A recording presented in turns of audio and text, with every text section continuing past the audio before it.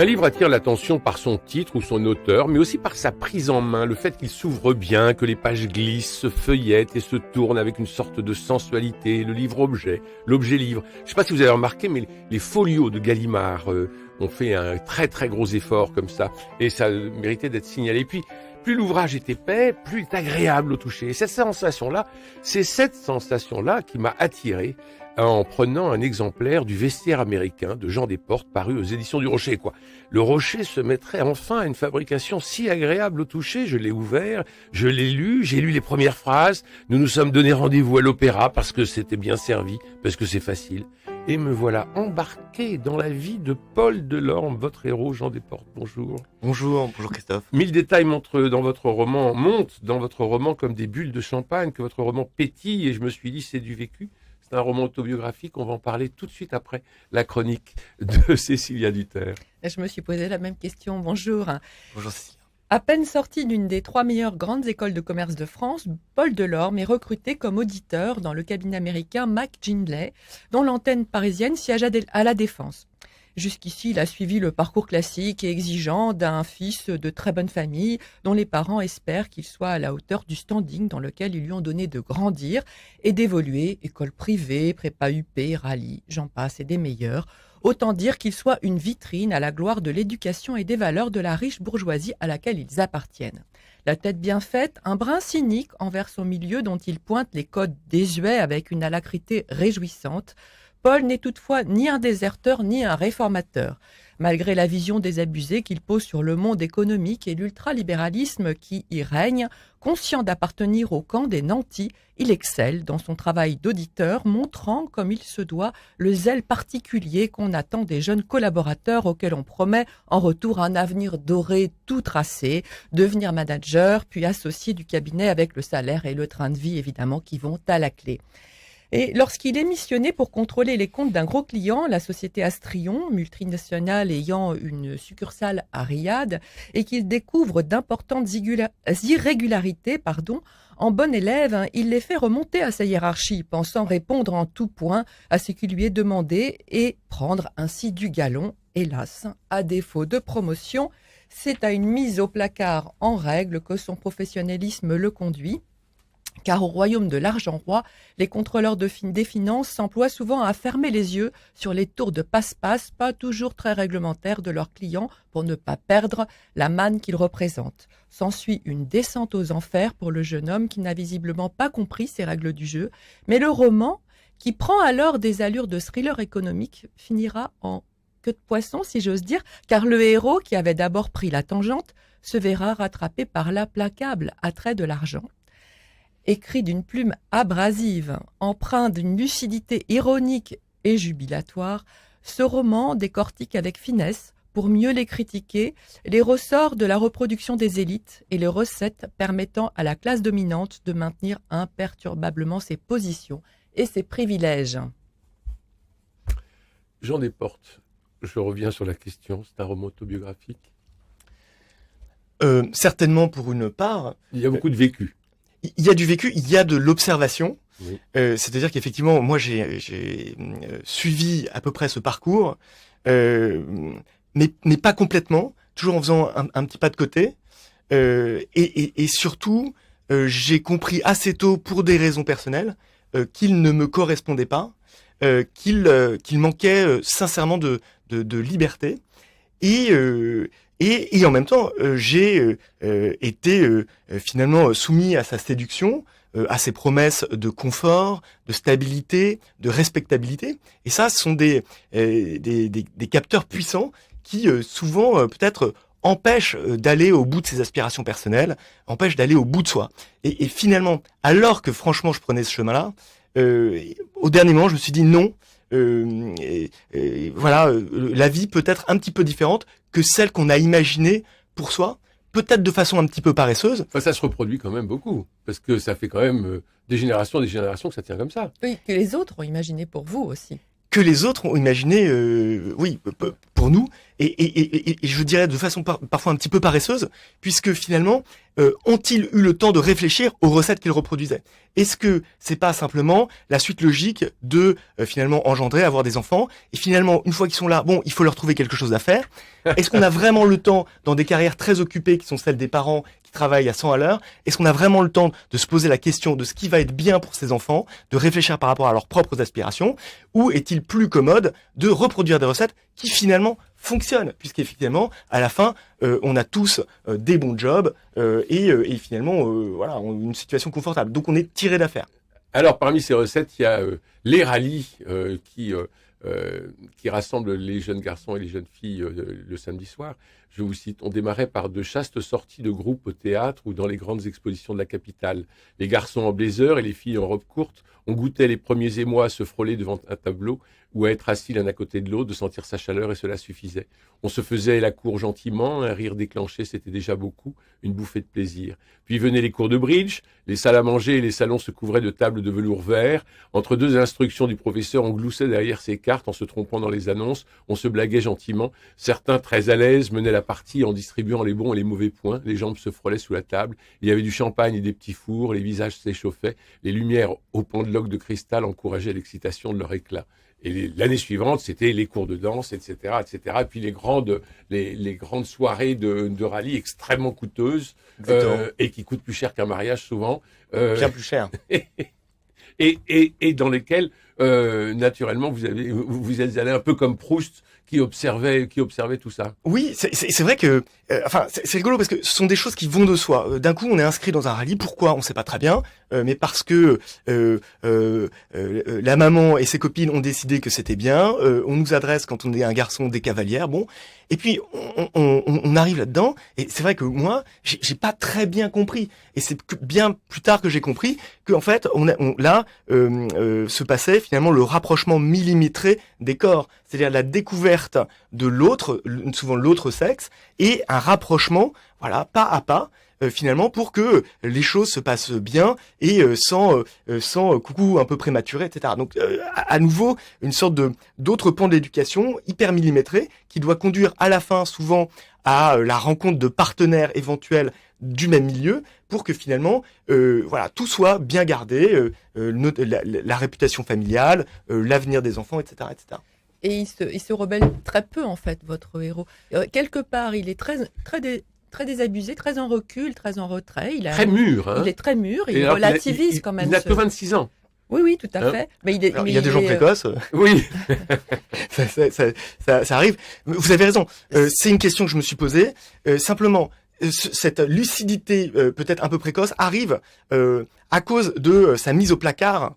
Vous en avez parlé un petit peu tout à l'heure. Déjà avant, il a déjà un regard dès le départ. Il a un regard en recul, un peu distancié quand même par rapport à ça. Tout à fait. Tout. Oui, parce qu'en fait, il y a des flashbacks où il revient en arrière pour relire en fait son histoire au prisme de sa nouvelle lucidité, mais qui a été forcée à cause de cette mise au placard, qui est pour lui un traumatisme. Et d'un coup, en fait, c'est l'espèce de fiat lux, quoi. C'est la lumière qui arrive et d'un coup, voilà, il relit sa vie différemment. Cécilia, vous voulez ajouter quelque chose? Oui, non, mais c'est vrai que son avenir, il est tout tracé sur les deux plans, c'est-à-dire professionnel et personnel, affectif. Quelque part, il est dans les codes et donc voilà. Mais la question que je me posais, c'est est-ce que c'est impossible, si on n'appartient pas à ce milieu, de percer parce qu'il y a aussi d'autres gens qui viennent d'autres univers et qui ont les dents très longues. J'imagine que ça existe quand même. C'est beaucoup plus compliqué, mais ça existe. Alors oui, et heureusement, c'est-à-dire que on peut tout à fait percer par plein de moyens différents. Il y a beaucoup de livres qui s'intéressent notamment aux transfuges de classe. On parle souvent de ces personnes et d'ailleurs qui racontent leur histoire. Il y a pas mal d'auteurs qui ont fait ça, qui racontent comment dans un milieu notamment pas très culturel, voilà, pas très puissant économiquement, ils ont réussi à suivre des trajectoires d'émancipation, d'ascension. Et simplement, ce que je raconte aussi, c'est que voilà, ces trajectoires de liberté que suivent les transfuges de classe, à la fin, elles se retrouvent à nouveau sans doute aussi quelque part dans des prisons. C'est-à-dire que, en fait, moi, je prends mon héros qui, lui, est déjà en haut de la pyramide et il découvre que le haut de cette pyramide, c'est une prison. Donc c'est sûr que c'est pas très réjouissant. Donc finalement, on ne sait pas si c'est l'élite qui reproduit le système ou le système qui produit ses élites. Exactement. C'est vrai, c'est ça. Moi, je crois qu'en fait, effectivement, et là vous avez raison, je crois que c'est tout un système qui produit ces élites parce que ce système en a besoin. C'est-à-dire qu'en fait, quand on regarde les grandes entreprises du CAC 40, ce sont autant de pyramides et il faut garnir tous les échelons et en mettant à la tête de la pyramide un pharaon qui régnera sur sa pyramide à lui, que ce soit un groupe d'armement, voilà, ou un pétrolier.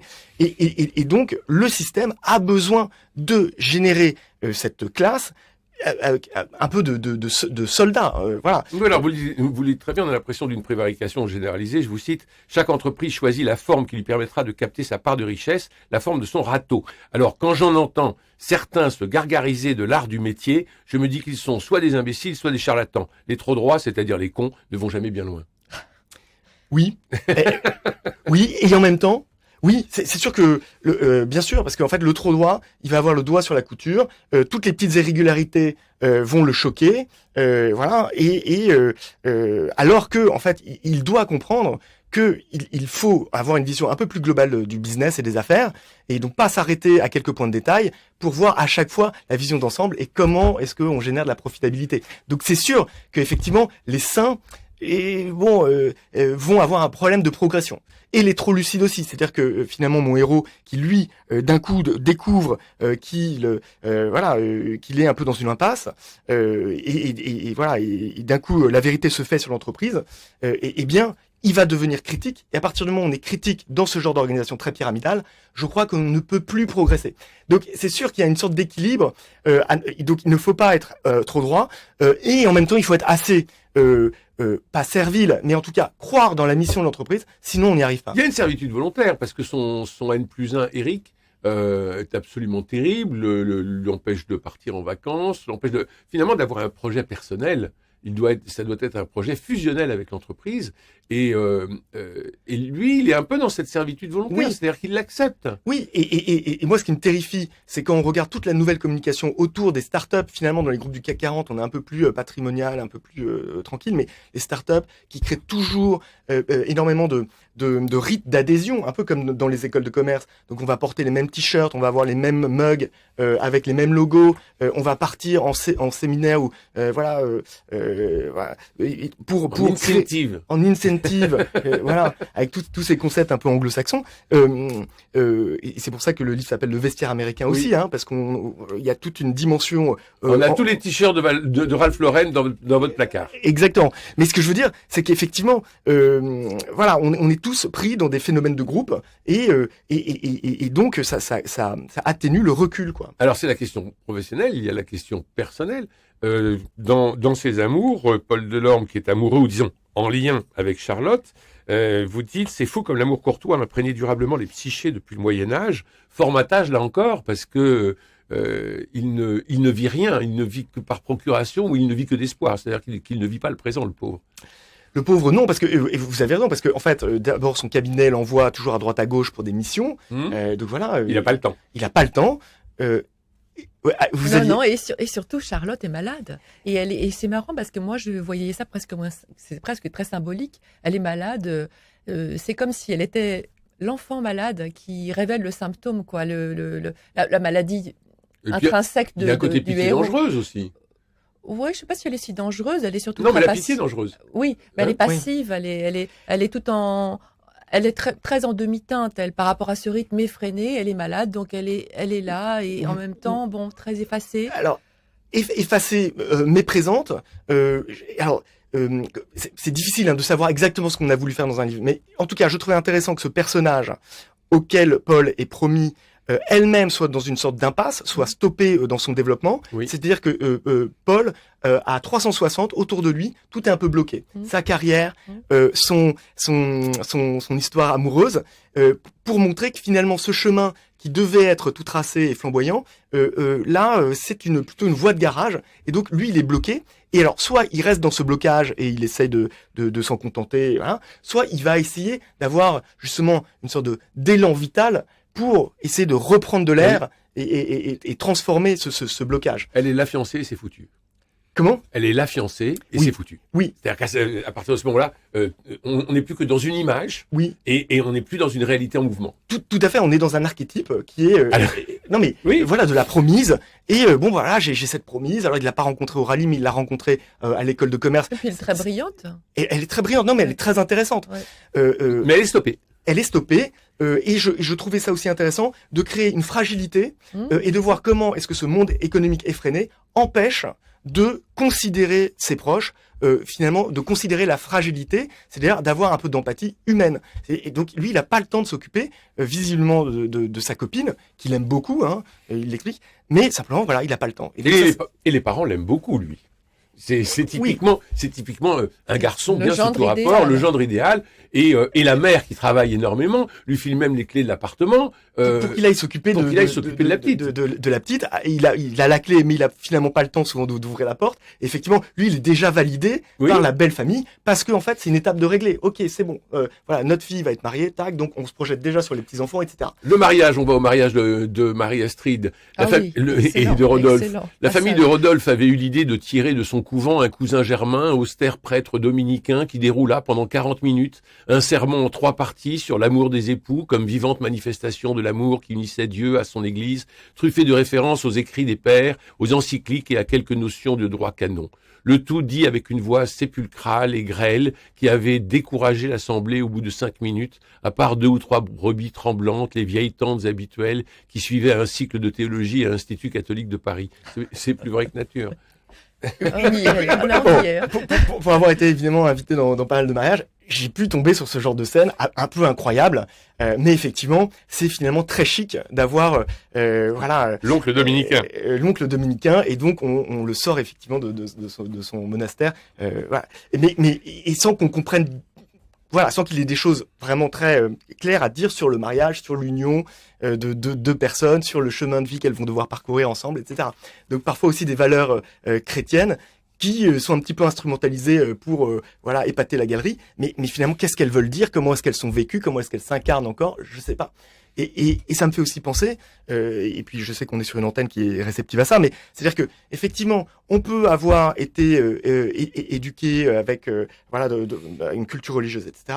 Cette culture, elle peut être encore présente dans des écoles qui sont parfois en lien avec voilà des établissements catholiques, etc.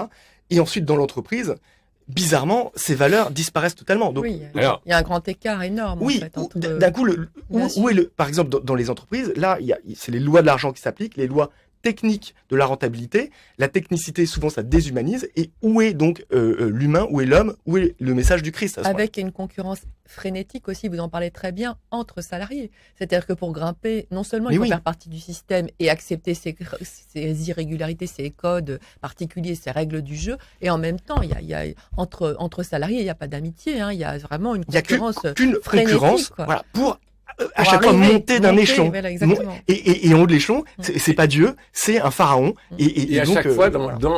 à chaque fois dans la famille, on a comme une chambre d'écho parce qu'il y a la validation de tout ça. Oui. Et c'est ça qui est terrible. C'est-à-dire que on en parlait pour les rallyes, on en parlait pour les mariages. Je vais lire quelques lignes que vous avez écrites sur les femmes. Mais toute cette prison sociale est en fait validée à l'intérieur même de la famille. Il y avait surtout les Marie-Astrid qui, du haut de leurs 17 ans, en cumulaient 45. Elles étaient nées mères de famille. Elles auraient pu se marier avec leur père et virer leur mère, qu'elle leur ait fait. Il y avait certainement de l'Oedipe mal résolu. Elles ne comprenaient pas qu'après 20 ans de mariage, leur père n'en pouvait plus justement des Marie-Astrid. Ils voulaient de la Tabata, de la Zaya, de la Loana. Ils enviaient les footballeurs ou les politiques. C'est pour ça qu'ils continuaient à voter à droite. Mais leur fille, à cause de l'exemple maternel, était déjà ce qu'elle serait toute leur vie, sans un cheveu qui dépasse du serre-tête. Mal attifée, dans des robes trop voyantes aux coupes épouvantables, une caricature du bal du XVIIIe siècle, mais c'était leur esthétique, un absurde fantasme d'une vie à la cour. Elles étaient maternelles, nous appelant leurs petits chéris ou leurs enfants. Elles étaient toutes pleines de fausse sagesse et de commisération, de conseils et d'adages. Certaines avaient repeint leur premier studio d'étudiantes dans des couleurs pastel à la mode bonbonnière de Marie-Antoinette. On se serait cru dans des boutiques La Durée. Elles avaient piqué un ou deux fauteuils et un trumeau doré de leur grand-mère. Elles s'étaient inspirées de l'album Comment installer son intérieur en Louis XVI de Monique de Fayet aux éditions Charles Massin, prêté par leurs aïeuls trop contentes de les aider dans leur projet de bon goût. C'était leur limite la plus avancée en design, le fin du fin. Sans comprendre qu'au temps de Louis XVI, elles auraient meublé leur Galta en Charles V, jugeant ces nouveautés de Versailles beaucoup trop modernes. Pompidou avait bien remeublé l'Élysée, et puis en Pierre Paulin, ça n'avait pas eu de conséquences en bourgeoisie conservatrice, quelle horreur. On avait d'ailleurs tout remis en place avec Giscard, on verrait dans 300 ans. Les études, elles les faisaient pour la forme, espérant bientôt embrasser leur vrai métier, que dis-je, leur vocation, celle d'épouse et mère. Elles auraient mieux fait de travailler, car elles ne comprenaient rien au monde dans lequel elles allaient vivre, tout comme leur mère, mais pour elles c'était déjà moins grave, elles étaient de la génération précédente. Et puis il y avait les salopes. Et je laisse continuer. Mais ça c'est un portrait terrible des femmes. C'est impitoyable. C'est impitoyable. Ce sont des personnages, franchement, qui existent. C'est-à-dire des jeunes femmes qui reproduisent, mais comme quoi la reproduction c'est vraiment quelque chose de très très puissant, qui reproduisent exactement ce qu'ont pu faire leur mère ou leur grand-mère, et parce que en fait ça leur donne un rôle, voilà, déjà une contenance et un personnage pour affronter la vie. C'est le personnage qu'elles ont choisi, qui a déjà sa place. Et personnage voulu aussi par une certaine forme de patriarcat, aussi. Et voulu par l'homme. Et exactement. Elles savent que là, ce sont des codes qui sont valorisés dans un schéma familial, et donc elles y vont à cœur joie. Et c'est vrai que moi, l'ayant observé peut-être à 18 ou 20 ans, je me disais, mais déjà, et sans qu'il y ait eu du tout la période, je sais pas, punk, rock, et on était déjà tout de suite dans le personnage de la mère de famille installée, et ça me surprenait. C'est-à-dire que je n'ai rien du tout contre ce personnage, simplement, pour moi, il se construisait, et là, j'ai compris que c'était aussi une esthétique qui était plaquée tout de suite. Bah, finalement, pour les hommes comme pour les femmes, ils sont dans des caricatures quelque part des deux côtés. Et je me suis dit, moi, en lisant le livre, je connais aussi ce milieu, voilà, pour l'avoir pas vécu moi-même, mais observé, traversé dans les écoles, notamment privées aussi, par lesquelles je suis passée. Et je me disais, mais quelle pression pèse sur les épaules de ces enfants. Oui. Quelle pression. Oui. Parce qu'il faut qu'ils soient à la hauteur de l'ambition des parents. En fait, c'est pas à la hauteur de ce qu'ils sont en tant que personnalité, vous le disiez très bien tout à l'heure, dans leur singularité propre, mais à la hauteur de l'ambition sociale qui pèse sur leurs épaules, quoi. Oui. Et ça, c'est très dur quand même, en fait. Hein. Vraiment, je trouve pour eux, quoi. Je pense que c'est assez dur, surtout que ce sont des codes qui viennent de plein de directions différentes. C'est-à-dire qu'il y a effectivement, on parle des codes qui viennent de la famille, hein, vraiment nucléaire, les parents, les grands-parents, mais et en même temps, autour de ça, il y a les amis, l'entourage, la famille éloignée, et voilà, et chacun de ces éléments a ses codes et diffuse ses codes. Et donc, en fait, effectivement, quand on grandit, il faut tous les percevoir à tous les niveaux. Voilà. Mais en même temps, ça vous structure. Oui, ça structure, mais simplement, ça structure. Et donc, en fait, le premier enjeu, c'est de faire bien, c'est d'avoir les bons points, et donc de tout faire bien sur toutes les dimensions. Et là, on est content. Donc là, c'est sûr qu'à la fin, on est très structuré. Mais finalement, on s'est structuré juste pour refaire exactement ce qu'on nous disait qui était bien. Mais on n'a jamais eu le temps, surtout avec les emplois du temps, donc des parents qui sont extrêmement chargés, mais les emplois du temps des enfants, ils sont extrêmement chargés. Quand est-ce qu'un enfant a le temps de rêver? Quand est-ce qu'il a le temps de se poser pour penser un peu à lui? Parce qu'en fait, il est toujours sur les cours de sport, donc tu vas faire du tennis, tu vas faire du rugby, et puis si tu as encore du temps, en fait, il faut que tu sois un artiste accompli, donc tu vas faire soit du piano, soit de la guitare électrique, soit que sais-je, etc., etc. Et puis après, il y a les vacances, les camps scouts. Et aujourd'hui, il y a les portables. Et il y a les portables qui prennent alors beaucoup de temps, c'est sûr, avec alors d'autres codes là. Une grande réussite de votre roman Jean Desportes, Le Vestiaire américain aux éditions du Rocher. Une grande réussite, c'est que il n'y a aucun cynisme dans là on a blagué sur les rallyes, sur les mariages, sur la famille, sur tout ça, et vous l'observez avec beaucoup de précision, d'attention. Vous le dénoncez, mais vous ne l'accusez pas. Et vous ne crachez pas dans la soupe. Et je trouve que c'est très réussi parce que il y a beaucoup de choses observées, très bien vues. On se dit, mais oui, ça, on a connu ça. Mais oui, mais bien sûr. Il y a beaucoup de noms que l'on pourrait mettre derrière tel ou tel personnage. Et pour autant, ce n'est pas, c'est très adroit parce que ce n'est encore une fois pas cynique. On ne se moque pas on regarde de façon placide. Mais d'autant plus que le héros, finalement, il rentre dans le moule, hein, jusqu'au bout, même s'il se pose des questions, mais finalement, quelque part, il va pas faire ce grand écart. Il reste, enfin, je ne vais pas donner la fin, mais c'est vrai que c'est très subtil, justement, parce qu'il a ce regard, mais en même temps, il sait d'où il vient, et il veut quand même bien faire. Oui, c'est sûr. Merci, j'entends le générique qui résonne dans les oreilles. Merci Jean Desportes pour ce Vestiaire américain aux éditions du Rocher, un livre à faire lire à tous les bacheliers avant qu'ils rentrent en classe prépa. Ça, c'est obligatoire. Et il me reste à remercier Jean-Paul Lérine pour la réalisation, Philippe Malpeuch pour le générique, François Dieudonné pour l'organisation des studios, Louis-Marie Picard pour la retransmission sur les réseaux sociaux. Vous savez que vous pouvez vous abonner à la chaîne YouTube de Radio Notre-Dame, parce que comme ça, vous nous verrez et c'est tout à fait merveilleux de voir Cécilia Duterre, que je remercie aussi pour sa présence. Demain, nous parlerons de cinéma et puis vous savez, ça sera la Sainte-Louise. Allez, je vous embrasse.